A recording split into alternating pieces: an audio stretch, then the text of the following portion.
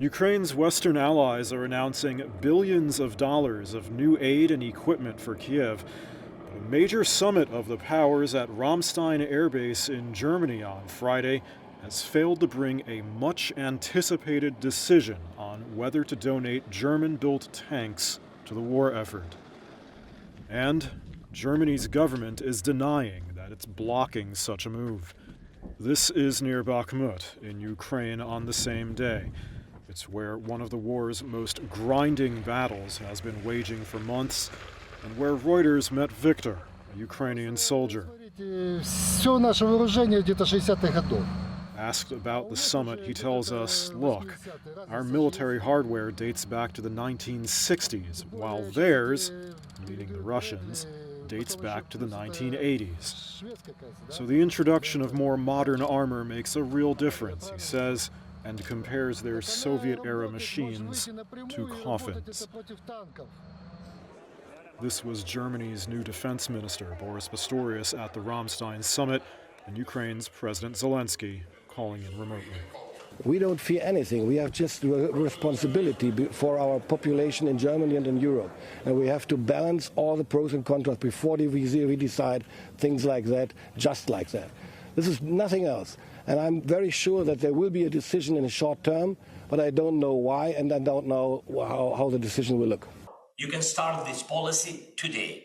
It is in your power to make a Ramstein of tanks, not to bargain about different numbers of tanks, but to open a principled supply. U.S. Defense Secretary Lloyd Austin urging allies to dig deeper.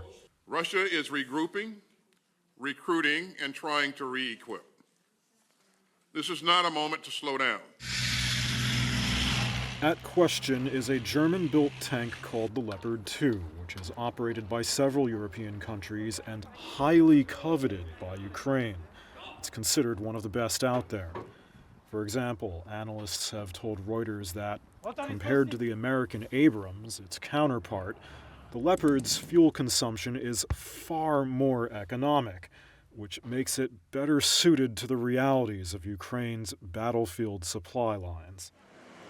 Germany's government says it's ready to move quickly on delivery of the vehicles, but that it needs consensus among the allies. It's not clear where the discord is, though. Several countries have said they're waiting for Germany to lift its veto power on exporting the vehicle.